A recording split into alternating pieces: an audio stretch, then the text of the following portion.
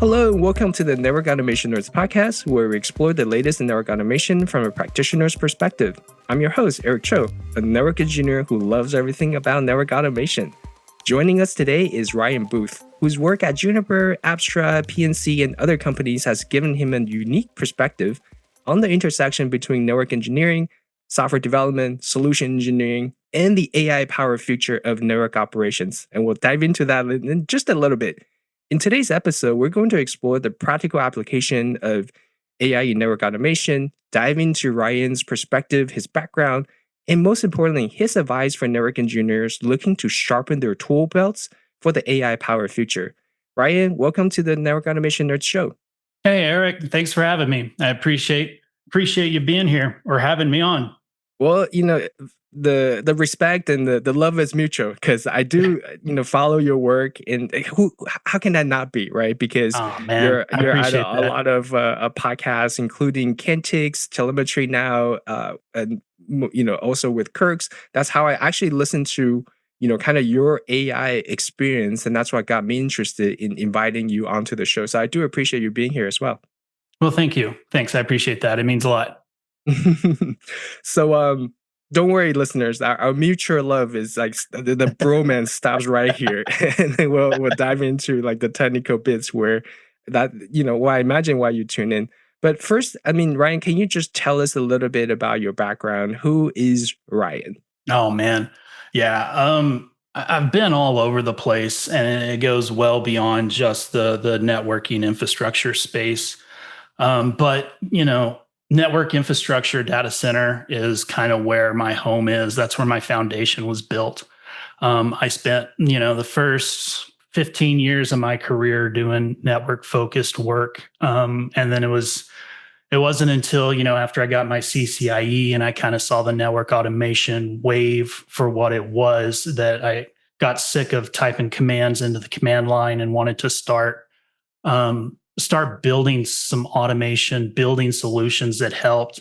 And I think that's really what kind of tapped into my deeper down passion, is just to where can I grab solutions to help a team grow what they're doing or do something that they were incapable of before. And so that's what transitioned me into network automation. And then, work at PNC is definitely what transitioned me, trying to get DevOps practices and also some automation work in place. That kind of transitioned me into software development. But it really was at Apstra when I started there. I kind of got thrown right in the middle of the software engineering group. And as a startup, you just swam and you figured it out. And that's kind of what I did.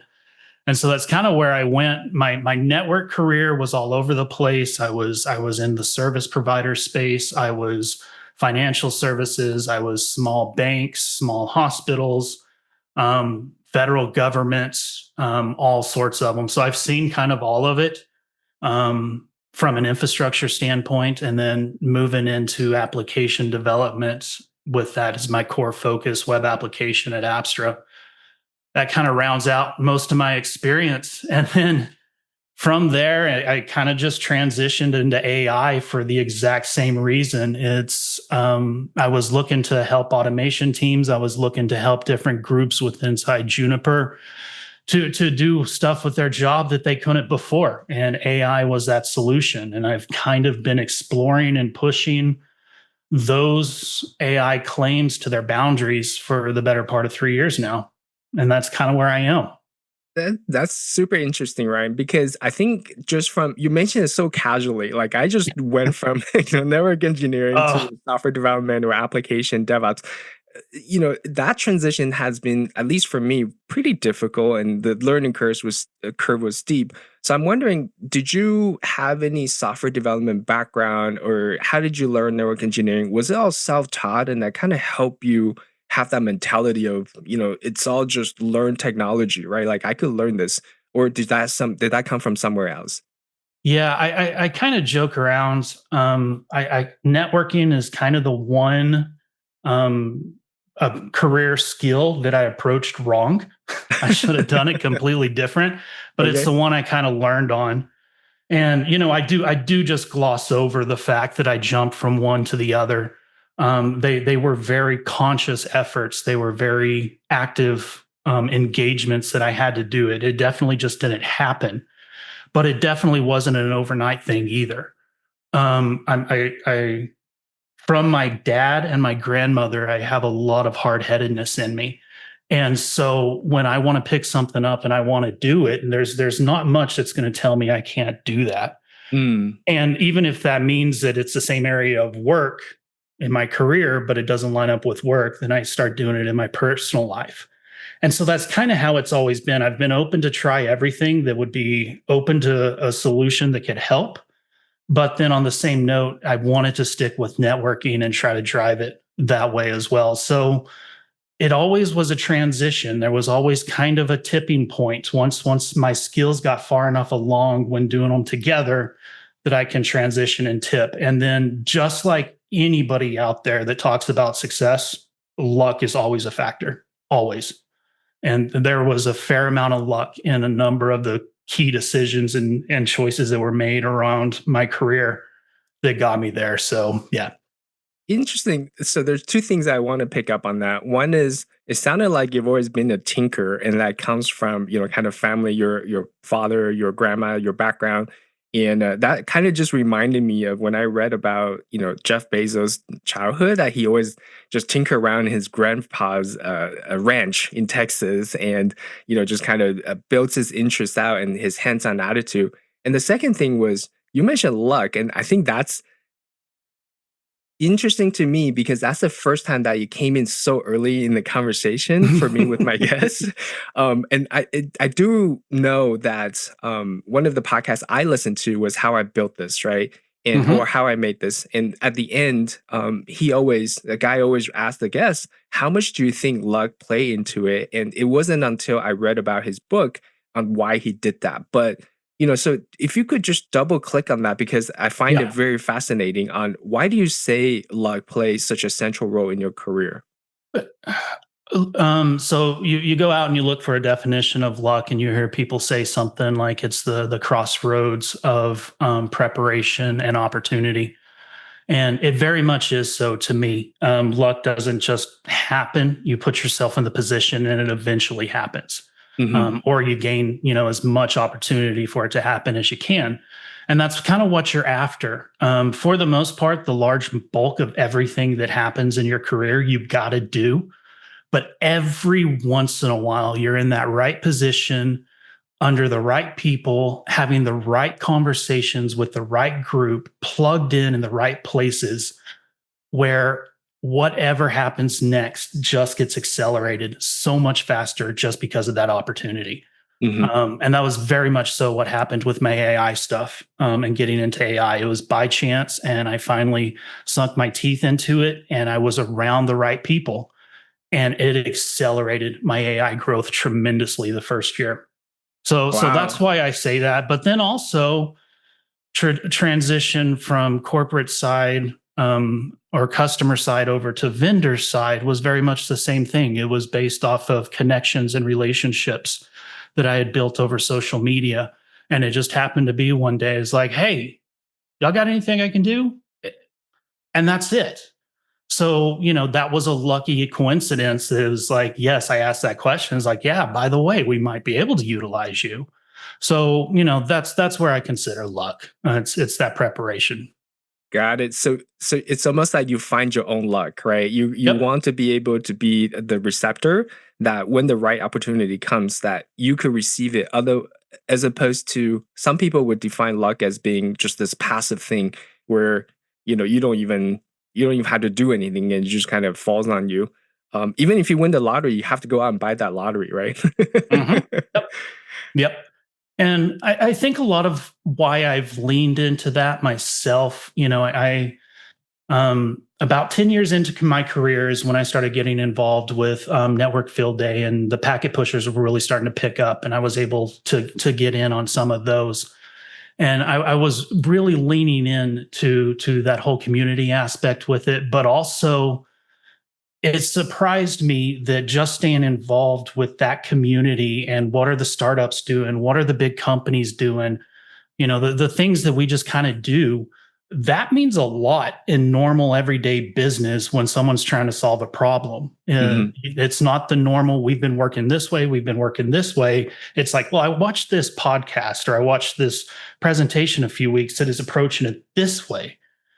That drives a ton of value into any team because someone's coming in from the outside, and it just takes being active in the community.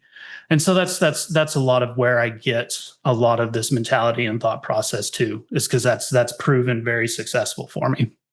Yeah, I think that's what I find the most disconnect between, I guess, engineering or any type of positions that were several layers removed from the customer, that they have a different perspective of where they drive value from. Mm. So in a startup, you're much closer to the customer just by nature of just the amount of people, and you No, have to wear different absolutely. hats. So I bet we could probably dive into that a little bit, but if I were to finish my thoughts, is that a lot of times when you're not close to a customer, you derive your value elsewhere rather than that's directly connected to what brings in revenue in the company. That's good or bad, right? Like that, you could be more focused and you could be more concentrated on the skill that you're honing your skill. But at the same time, if once that situation change, as things you often do, that value proposition is different, then you have to be really be in the on top of that skill sets on where do you actually bring the value for your company. So I mean, I'm interested in your perspective on that, because you talked about a transitioning from corporate to kind of a startup world and being involved in network field day. I think I've seen you on some of those streams and asking Uh-oh. questions. So Yeah. Yeah. I was probably deep in the background, not saying anything, hiding in my little corner, like I tend to do. Yep. yeah. So do you want to share some of your opinion on just why do you think that that made you that transition? Why do you bring up the fact that the community and being network field day on deriving value? Yeah, it's having those fresh perspectives. It's having people who are in the trenches, in the weeds, like this conversation right here, who actually doing it, who give perspective on things that you need to be paying attention to. And it's one of those, we all get crazy busy in our job, so we get heads down, or we're focused on whatever the project is or whatever's going on through the years, and we really don't understand everything that's out in the ecosystem for us to leverage as tools, and that's for any role. But then every once in a while, something pops up, and it's a critical thing that can either accelerate your career or it could help your organization and team do something much bigger. Comes along, if you're sitting on the same rails and the same street that you've always been going down with the same tools, you're only going to have the same ideas. Mm, And it takes looking at those other views. It takes watching how others are doing it, how others are talking, how different vendors are arguing about doing it, understanding these types of things as you progress. This is what helps you stand out and say, I think this approach over here is starting to pick up steam in the industry. Maybe we should consider it. Simple stuff like that. And that's where I see a lot of value, especially for mid-level engineers, into the senior level engineers, where you really start to have a deeper say into how some stuff should be happening. totally agree. I think the difference between like a mid-level and a senior engineer, in my opinion, that's when I went to Microsoft and I look at people who are principal level versus people who are maybe senior level. I think just the scope of influence that they're competing on. A lot of times the principals are driving the industry direction, and but to do that, they have to be well versed in multiple verticals and go deep on like having that T shape, right? Like Right. pretty good at a lot of stuff, but super deep on one thing.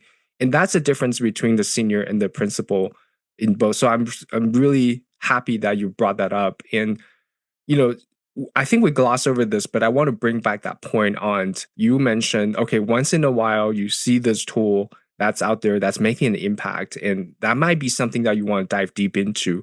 Was that how you discover AI, or initially you were just like, this is just a fad, it's going to come and pass? So I'm Yeah. interested in Yeah. hearing Yeah. about that Yeah. inflection point. Yeah. So it was around 2015, 2016 when people were really saying, hey, you should kind of be looking at this AI stuff, this Did you ML say stuff. 2016? That's Yeah. super early. Wow. Yeah. Okay. No. That that's when people started telling me about it. Oh, okay, And okay, but got it. every time I tried to poke into it, it was so abstract for me. I got lost in the math and it would scare me.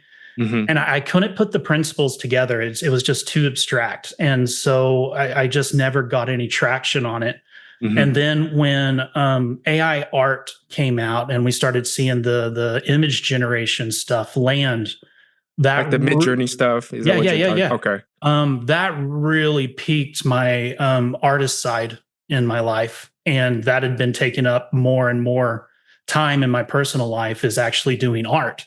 Mm. And so it was a natural fit. I just kind of started spending Saturday mornings playing with collab notebooks and building, diffusion models to generate images. Hmm. And but then it very very quickly that October November was when ChatGTP landed, Hmm. and yeah, that landed, and then it just took off. I kind of was it was a natural transition, and as soon as I started seeing some of the stuff it could do, it's like, oh, I'm all over this. And so I just kept getting deeper. And for me, it was one of those, once I started having the conversations at work with various people, the collective conversations, kind of rose a number of people into a higher discussion.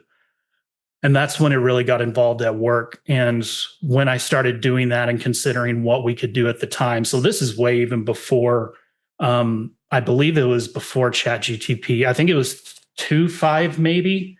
Oh, wow, that's early. Yeah. Yeah, it was rough back in those days. But it was like the more conversations we had, we kind of collected in these groups, and that's kind of what drove it. But for me, it was like, okay, I really need to get my chops and understand AI or understand machine learning and deep learning at a fundamental level.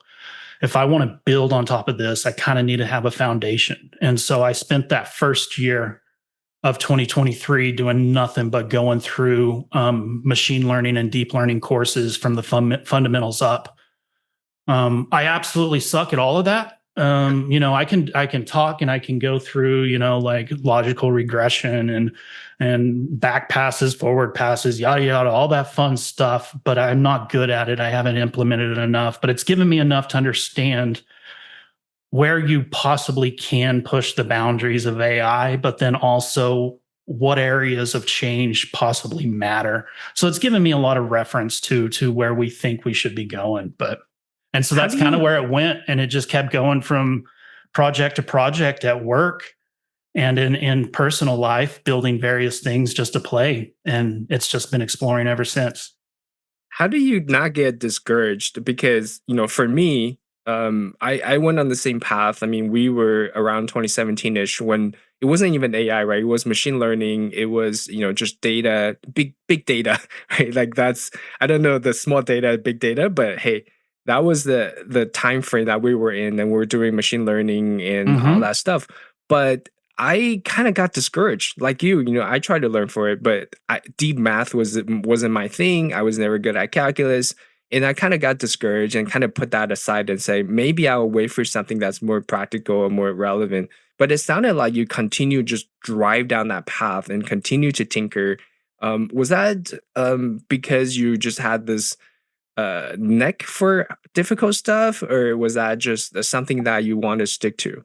I go back to the hard headedness. Okay. Um, I don't always give up, or I don't necessarily give up, but when I have stuff like that I push through and it doesn't have the right results, or it doesn't go where I want, or full on it blocks and you need to destroy everything and move back. I kind of just feel it's time spent exploring and doing and finding, and you know that avenue shouldn't be looked at again, so you can move forward. And I just don't dwell on it too much unless it's somewhat painful personally or physically. So that's Physically kind of hurt your how my brain. mentality has been. Yeah. And I really have been. It's like, let's try this. Let's run down, see what happens. Okay, that didn't work. All right, let's go do this. Let's see if that works. Okay, that. Yeah, and it's just kind of and just a natural curiosity. Once I start sinking my teeth into something, or I start getting an interest, it really is a natural curiosity of what can I do with it? What can I build with it? What can I make happen with it? And so back to that conversation about bringing in value, right? So what it sounded like there was a period of time where you were just learning and tinkering and see what you could do with it. But how do you justify that time to back to something that you bring the value for work? Was that just built in public? Was that building your community and then reflecting back into your employer and say, hey, this is going somewhere. So how do you, justify your tinkering hours and or just playing around? So it really depends on the situation you're in. Hmm. Um, some of the roles and some of the periods over the past few years, my time has been focused solely on exploring options and pathfinding. I've been granted that time to do that. That's been appreciative from my bosses and stuff. But other times, it's straight up, I don't have the time at work. So this has to be personal time. And I mentioned Saturday mornings the other day, a little earlier. This hasn't been a day. It's going a lot quicker It than sounded that. like Yeah. it's all good. But at Saturday mornings, I wake up a little earlier than everybody else, and with a little bit of effort, I can have myself up a little bit earlier than that, Hmm. and that gains me, 4 or 5 hours in the morning before the family stuff starts to do what I want. And when I need to do that, I can. I don't always do it. Past decade or so, I've really backed off that. But yeah, it's there as an option, and so I don't accept that I can't do it at work as a reason to not do it. I will do it in my own time if I want to. Mm. And Yeah, so that's that's kind of how I approach it. It's wherever it needs to happen. And it absolutely in the transitions, and I will be crystal clear about this as well. There's a tipping point in those transitions where it's not just you that feels the pain of not being able to do the cool stuff. It's your job also feeling the pain of you not, doing what you used to do. And so finding a compromise or finding out how to work out, is a good next step. yeah, interesting that you mentioned it because I think that's kind of you could almost substitute that X with network automation or with any other technology that Anything. you're feel Yes. yeah, you're interested in DevOps, SRE, whatever. That's initially that's that curiosity that drives you, and you almost have no choice but to spend your own time on just to get up to speed on justifying. And at some point, you could either integrate that into your work or you leave and go find another job that actually lets you integrate that into your work. Yep. So I Yep. think that's kind of the path that a lot of us has been on. And yeah, so I was happy that you share that experience and kind of from your personal level. Yeah, absolutely. Absolutely. It's one of those that I never had people who taught me or showed me or pushed me the right direction or this is what you should be doing. So those are all things I learned on my own the hard way. And so yeah, if it's one of those that I could help someone else and do it a little easier, I'm all for it. Yeah, so let's go into that a little bit. I mean, you've been on Kirk's episode talk Mhm. about AI tools. In particular, I think you mentioned about Cursor and the different models on vibe coding. Correct me if I'm wrong, but vibe coding for sure, and on some of the other tools that you found interesting at that time. So let me take you back into kind of your different stages when you say I just got interested in AI until today, really. Like what Mhm. are some of the different stages that you've been to, and maybe share some of the frustrations or the Mhm. walls that you Oh, hit into, absolutely. so none of us have to poke ourselves in the eye again. Yep, yep. So early days, it really was around where you could leverage these chat clients. That's really Yeah, all everybody had was GPT chat clients. 2.5 you Yeah. mentioned. Oh my god. Um, and it was seeing what could happen there. And I remember the first thing that really caught my interest with the Packet Pushers group is I put out a post that showed, asking ChatGTP to create a VLAN on an interface or whatever, and it spit out the Mm, perfect code. mhm. And so it kind of started there with like exploring and what can we do? And then at work, it was like, how can we implement something like this to help us? We had already started recognizing the value in that data. It was just a matter of putting it there. But then the models were hallucinating. And how do you control what it says? How do you control what it's trained on? And all these discussions. And then RAG landed, retrieval augmented generation, to be able to, and it was between RAG and vector databases where you basically index a vector.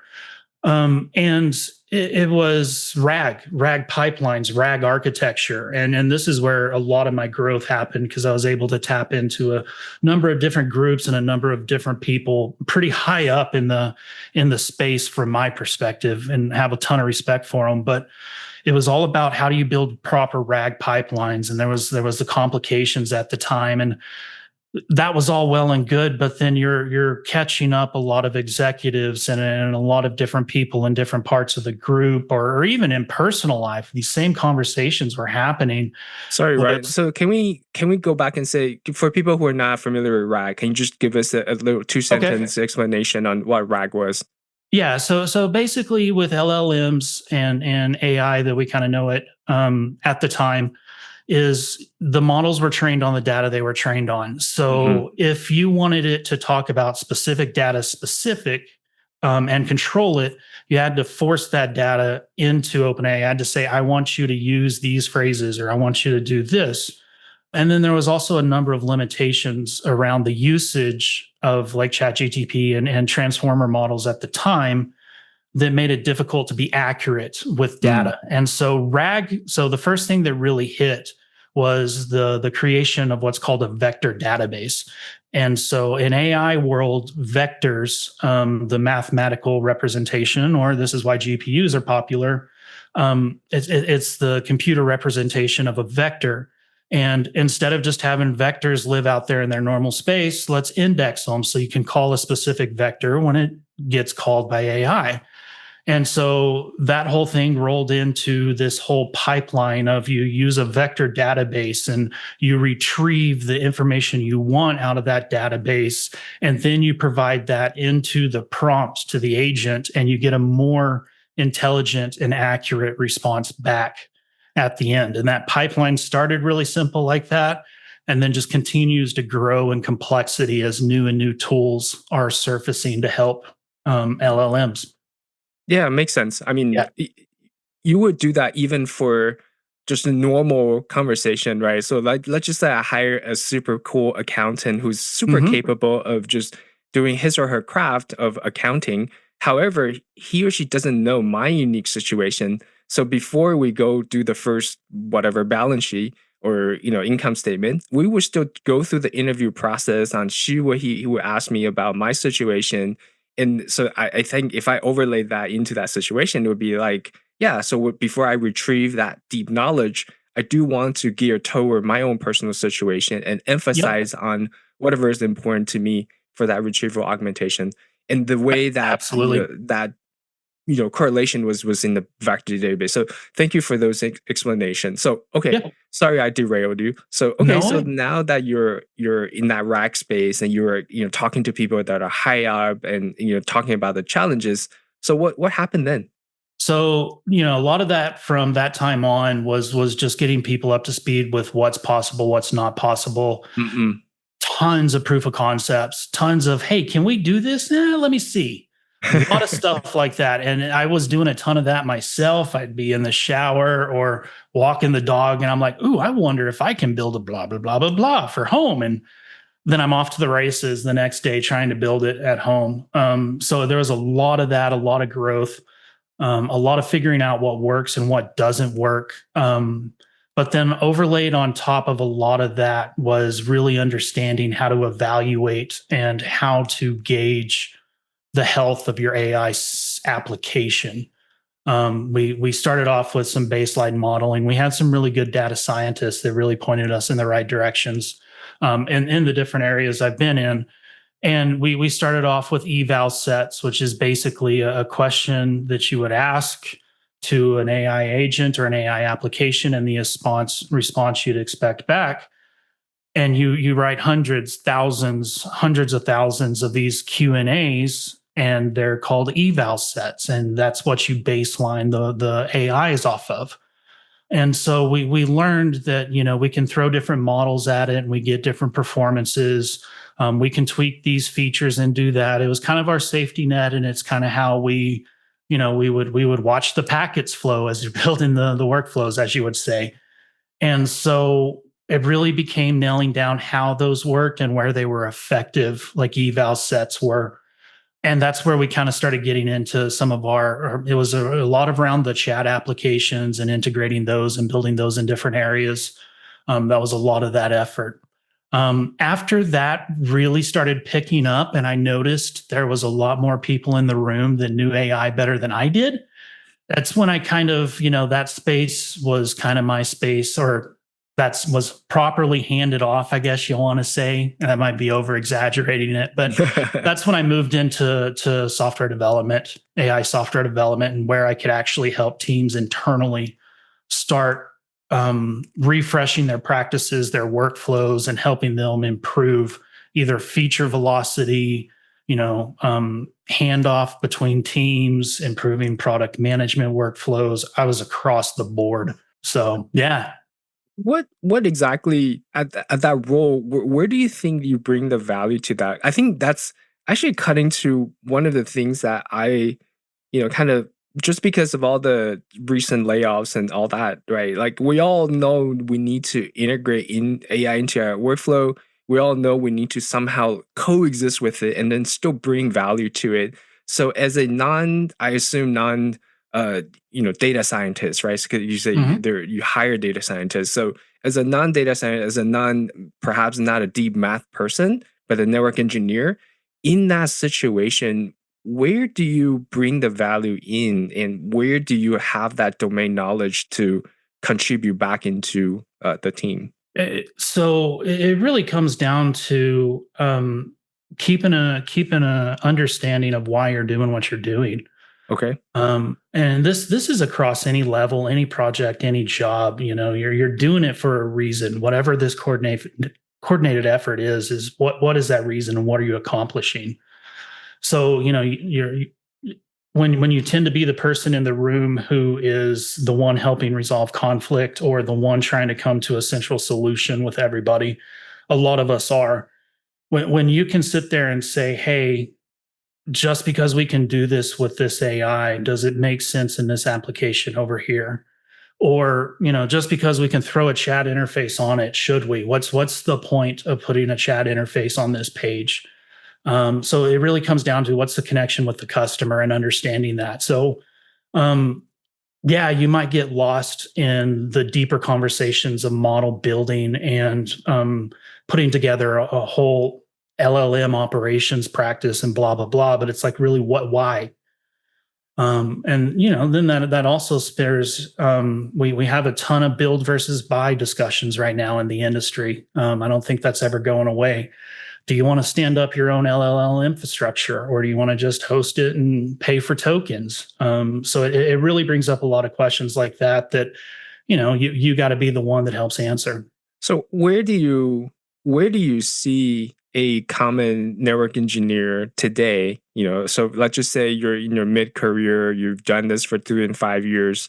Where do you see us leveraging the tools that we could that we could use today, right? Because if you're talking about building LLM models, or even just like that's really high level. That's like on the billions of dollars investing, or you could just pay a few pay for a few dollars, call the API, get the token, all that. So those are very two different approaches. And I'm wondering, in your opinion, seeing everything that you've seen, how do you think a typical network engineer today should coexist with AI powered tools? So I really am a firm believer in AI enhancing us. I don't think we need to have AI replacing us until we know that we just don't need that type of role anymore. But for the complexity that we deal with in our industry, I think the assistants, we're starting to see like MCPs come along, either an AI assistant on your computer next to you, or if you actually do data center work, a robotic AI assistant that really just elevates the amount of work, or makes your job simpler, better, more reliable, whatever the goal is for that specific role. That's where I see it. The amount of troubleshooting that I've done alongside AI, sorry, not alongside, forcing AI to do. You're the boss. Tell you how to do so. Exactly. So yeah, and I can get into that in a second, but I have a fair amount of confidence that AI can figure its way out of it with the right help. Now, would someone who doesn't have my same expertise and knowledge be able to help it the same way? No, they would have to figure out their own way. But that's kind of where we all are, is where can AI elevate my skill set? So you mentioned something about MCP, agentic, and obviously that's the new hotness. But that's actually a little bit different than RAG, right? So can you just tell us a little bit of the difference, and then give us some examples of how AI could help? Yeah, I'm sorry, you cut out for a second, so I Oh, missed what you said. oh, sorry about that. So what I meant was, you mentioned MCP in agentic AI, but that's a little Mhm. bit different than the previous rack approach. So if you could just give us a little bit of a info on the background of that, and then maybe from there you could give us an example of how this different approach could help you a little bit better. Yeah. So, for anybody not familiar with what kind of happened, it kind of happens really slowly and under radar. But early 2023, maybe a little sooner, when OpenAI was going through all of their boom and everybody was loving ChatGTP, they released a feature called Tools. Hmm. And Tools was the ability for an LLM to structurally call a third party library, a third party module, wrapper, whatever, programmatically. Um, and it just kind of came out like that. No one really knew much about it. There weren't too many solid examples out there, and there were no real other models doing it. Now, there might have been other models doing it. If I'm wrong there, someone correct me, okay? I could have my dates and times wrong, but it kind of just started out under the covers, and everybody was more about using GPTs and building things over here. But that is what first enabled LLMs to use tools themselves. Hmm. That gave an LLM the ability to use something that it didn't have the direct skill set, but be able to use it and get it out of it. It's a tool. Um, it took a while for the industry and everybody to start figuring it out. So it was literally October of 2024 when I gave my first talk on the tools library from GitHub and Hmm. how you could use tools integration inside of your coding practices. There was a whole year where no one was really talking about this stuff. And then MCP, Anthropic came out with MCP, and that kind of standardized how you connect tools. Because what happened is OpenAI came out with their tools, and how you connect tools to their LLM. And if you look it up, tools are basically just separating the different prompts and allowing certain prompts to have like a higher level prompt that controls it in certain ways. So tools prompts allow it to be able to touch third party and get out, yada yada. But each one of the vendors or each one of the model developers, they kind of built these services differently. And so different tools, you had to interact differently. This was great for companies like LangChain and Llama Index because they kind of were there to simplify and smooth some of it over by Hmm. you just import the Anthropic library and do whatever with Claude. And so that's where it kind of all started. But once MCP landed as an open standard, people pretty much treated it like, okay, we need a complete marketplace of this stuff. And that's where everybody started seeing the value of being able to attach an LLM to an API or to a third party system or to another interface to abstract value out of it or do part of your workflow for you. And yeah, we are just touching the surface on this one. And, this has only been around in the industry less than a year now.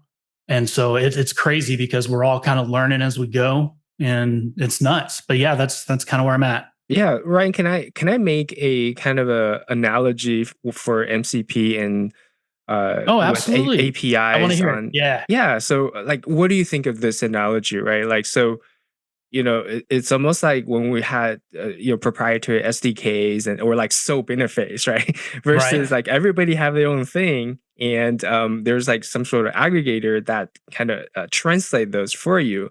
However, MCP comes alone. It's almost like a REST interface where everybody could standardize on the certain verb, on the certain endpoints. And now that it's not exactly the same, but they have these uniform layer and still allows you to shine at what you do best underneath.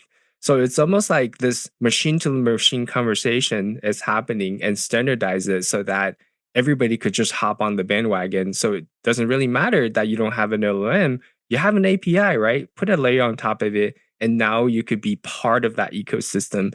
So do you think that's an accurate description? It's a good marketing pitch. I You think see that's where not the my reality. full-time job is at then. Yeah, yeah, yeah. I think that's a good way to start it. The reality of it is a little bit more complex than that. But yes, you're absolutely right. Hmm. So can you give us an example of, so let's just assume that marketing pitch at the high level was accurate and say, it's machine to machine, and you now have these expanded ecosystem, and then underneath that is the LLM. So can you give us an example of how an average engineer could use AI to enhance besides just getting a VLAN configuration? Yeah. So I go all the way back to what I said a little earlier. You got to start with why. Why are you doing what you're doing, and what are you trying to accomplish with that? Hmm. And that'll really drive you in the direction you want to go. And there's already a pretty good chance that you don't need AI to help you do this. Okay. So in whatever your workflow is, so it's always, keep in the back of your mind, do I really need to be throwing a model at this, or could I just throw a little bit of coding logic, have the LLM write the code for you so you don't have to Hmm. do it? So, always keep that in consideration, but it is one of those. So you start, it's the same conversation we had in the network automation days. Okay. Start looking at your day-to-day routines. Start looking to the work that happens around you. Start looking to where processes get bottlenecked inside your org, or where pain points are for you, and then see how you can automate that. It's the exact same conversation, but it's like, okay, where can where can AI add value to this workflow? So with that, you also have to have an understanding of where AI adds value. And that's really where all of us are trying to figure this out. But, to me, at the end of the day, from my viewpoint, all AI does is it allows you to naturally interface with something else without having to translate it to code, to a keyboard. You can naturally talk to it, and it interacts with you or does what you want. So it's where does that add value to any application, in my opinion. And so yeah, that's you have, like, in the mornings. Well, tell you what, let's do this. Let me just walk through a scenario. Yeah, It's an SRE scenario, but it can kind of show some value in a couple different directions. sure. So I have this workflow. I have an application that I've been building, that I've been forcing AI to write the whole thing. It has to write 100% of the code, and I want to see how far I can push it. Oh, wow. So I've been working on it about 6-8 months. It's doing right good. It's a SaaS product now, up in the cloud, deployed with Terraform, and it's all this fun stuff, and it's okay. One of the things I was noticing is just to manually deploy, to build the containers with the images, deploy it out there, with all the Terraform. It was a manual process to work through that. And every single time I do it, I turn around and I ask my coding assistant agent, "Hey, validate that what we just did worked." And Hmm. I noticed I was doing this every damn release, and it was getting tiresome because I would be releasing 3 times a day sometimes because I was writing a lot of code. Hmm. And so I just shifted my mindset, and I was like, okay, instead of asking it to validate it, it's like, write a script, build something that will validate this for me. Okay. And so the first thing it kicked out is it wrote a simple script that'll watch the logs of the containers, and it'll pull this information out of Kubernetes and blah, blah, blah, blah, blah. First one was pretty rough, but it helped me get through it. And then over a number of iterations, of number of releases over 2 or 3 days, 6, 7 of them, every single time I had it add to the script. I had it tweak the script. I had it add more visibility to the script. And then the next thing you know, I'm about a month down the road, and I have this full observability stack on top of my application, watching end-to-end deployments to make sure that it can even, do the smallest of little endpoint features. And it was all passive development that came along with it. And so this taught me that if I lean into some of these processes that we already use, that we already know, work for us, but we treat the LLM in that way. It helps us make traction on some of these projects. That's very interesting because that kind of echo my own experience with AI as well, is that to treat it as an iterative process, just kind of have fun and not treating it as this end all be all uh, expert on Yes. everything. And but treat it as just being this passive, like you said, passive, maybe do it over a beer or something, right? Or pick your Yep. beverage and just kind of iterate upon it. Well, and so my leadership people out there, this is what's going to get you excited. Take off your engineering hats. Take Hmm. off, whatever your normal role is, and put either on like a parenting hat, a friend hat, or a leadership hat or a manager hat. Okay. Right. And you treat these agents and you treat the LLM you're interacting with as a cohort, as a Mm. peer, as one of your child, as one of your software engineers on your team, whatever. And as you work through stuff, you'll notice that they engage you better in certain ways. And I have a really good example of that. So I was adding some integrations into that application I was talking about, Hmm. and it was a subject that I was weak on. OAuth authentication. I'd never really done a ton of work with it. I've done some, but I needed to build a full suite, and it was like, crap, I don't know what I'm doing. Good luck, AI. It's on you. And so it obviously turned into a pretty unstable outcome the first time through. And so we spent a lot of time troubleshooting it and trying to fix it and get it to work with a lot of failure. And I mean failure like, okay, I'm just going to kill the branch and start over failure. Mm. Um, but over the course of a few weeks, what I recognized is when I try to talk to it as an engineer or try to talk to it with specifics, that would keep it either spinning in the same wheel or it'd keep it just as lost as it was before. But then when I stepped back and was like, okay, so you'd walk up to a network engineer who's been troubleshooting for 6 hours on an issue. It's like, hey, how you doing? What are you struggling with? Where have you made results? You get this information, you get that detail out of them, and they start, they it starts pulling them out of it. What you see with engineers is sometimes that triggers in their head when they're talking about all this stuff. Oh, that's right. That's this crossover over here, or blah, blah, blah, blah, blah. And it triggers that. Same thing with AI, I've found. You get in there and you start asking probing questions of whatever it's struggling with, or, hey, I notice you keep doing this loop of keep going over the same interface when you should be doing this. Why are you struggling with that? And you ask it these types of questions, it'll do the same thing. It'll start responding. And I think a lot of what it is within the models, they have a certain so much context they can hold. It's the amount of tokens that they can send at any given time and the size. And that's all built into the parameters of how they train the model. And if you skew that, you start skewing the quality of the model. So you have this window of conversation that you can keep. And modern developer tools that are using AI and modern workflows that manage memory and context of these models for you, what they do is once they get close to that window, they collapse that conversation down. And so it's basically like, hey, ChatGPT, give me a summary of everything we talked about the past 5 minutes. Hmm. And that's what it takes. And so you do that 2 or 3 times and it starts getting really fuzzy and really lost in what it's doing. And so I think that's what happens is it helps them reverbalize and rehash out that memory, bring it back up to speed and get back on it. But yeah, that's one of those that everybody can kind of approach with that type of interaction, that type of conversation, and just start pointing towards activities and see what happens. Yeah, I totally agree. For me, I guess that's my only recommendation. I mean, you pick whatever tools that you want, dear Mm-hmm. listeners, right? But pick a free one, pick a paid one, whatever. But I think the only recommendation I would give is pick a tool that give you the reasonings and give you how they derive at that answer. So for me, if I give you a concrete example, is I find Cursor give you a lot more answer, even though most of the time you hide it as an agent mode, right? You Mm-hmm. hide it, but when you need it, you could go back to it.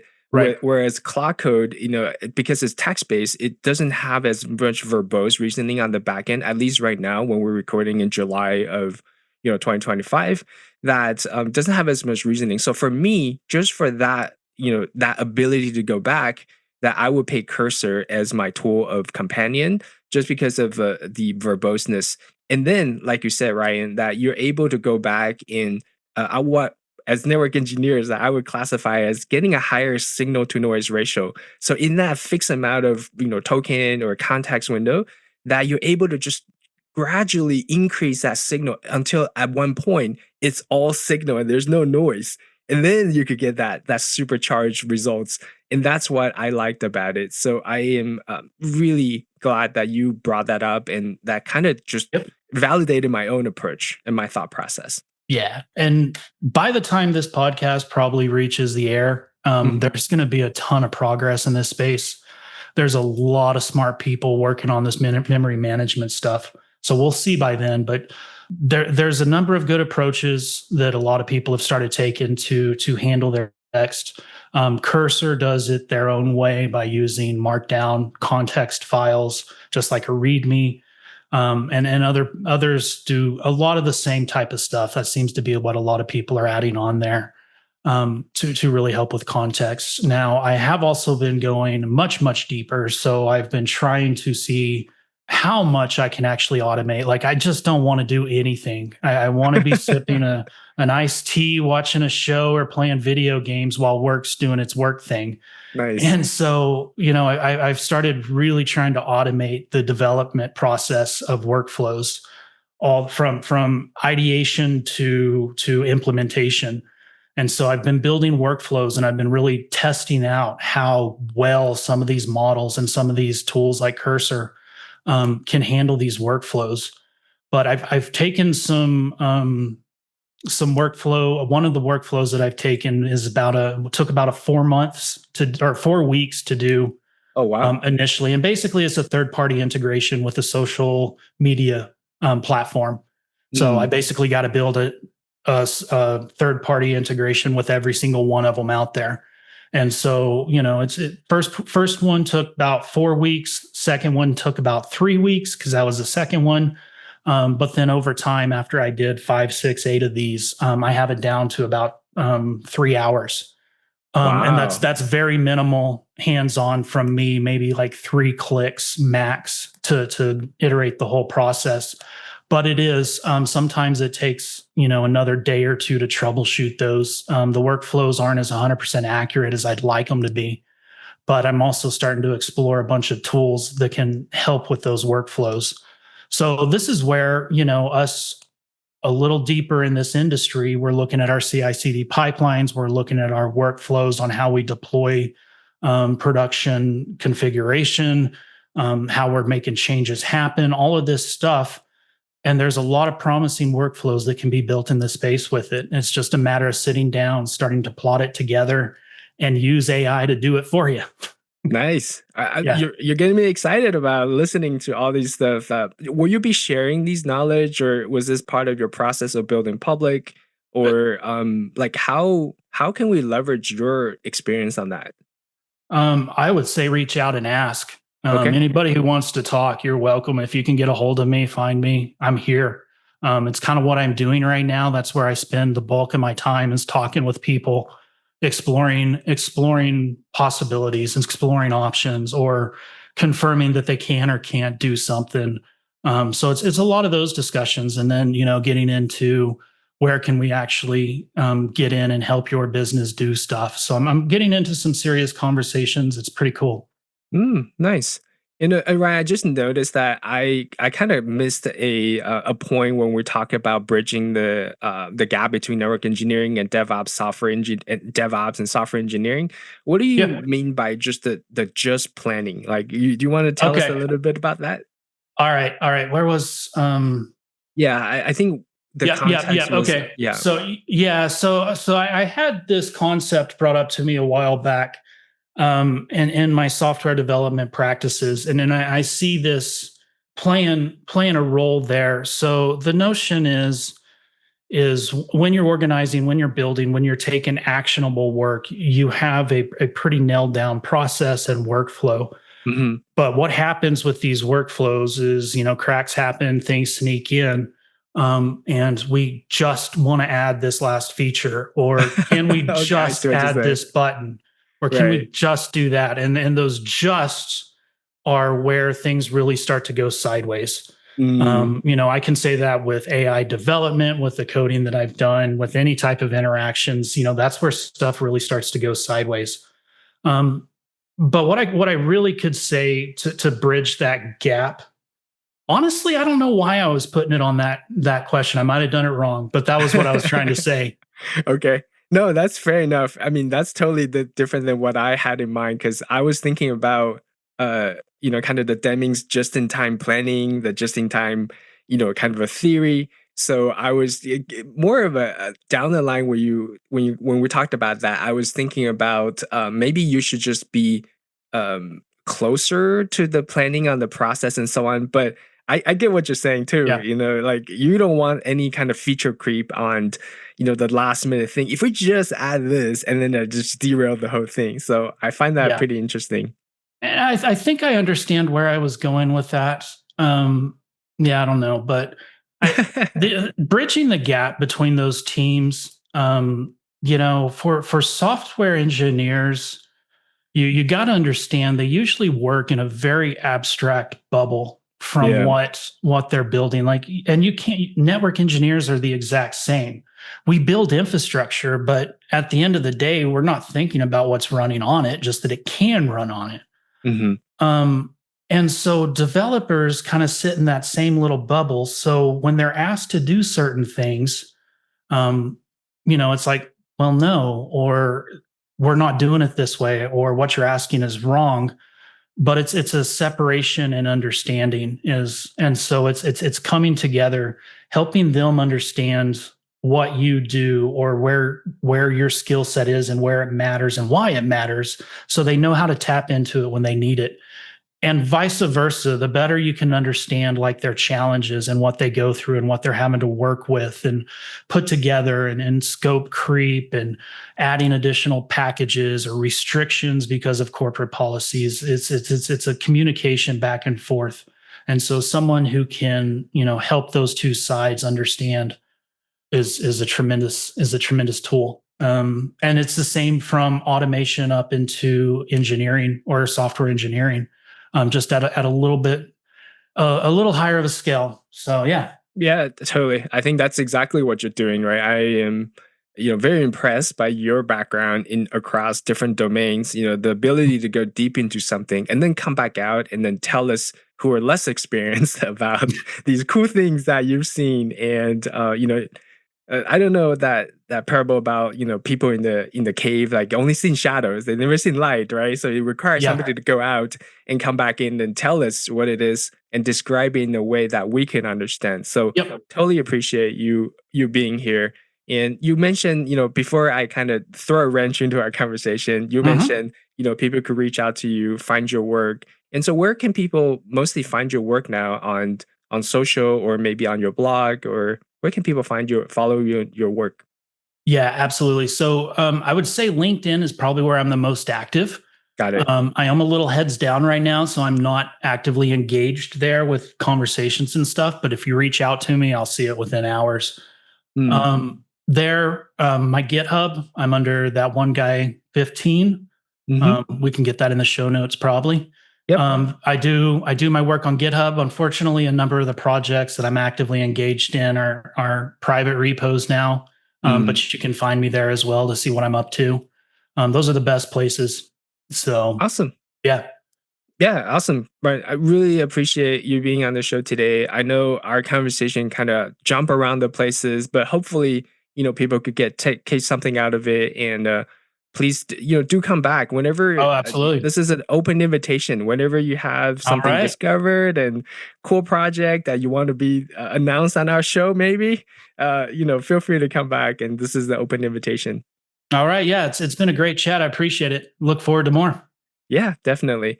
So thanks again, Ryan. See ya.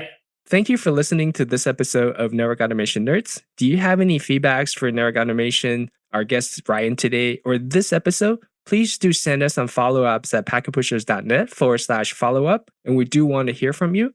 Check out our website at packetpushers.net to find other network engineering focused podcasts, blogs, YouTube videos, and so much more. You can find podcasts such as Network Break for weekly shows, Heavy Networking for deep dives, and so much more. We do appreciate you and we thank you, the wonderful listeners, for your support. Last but not least, remember that too much network automation will never be enough.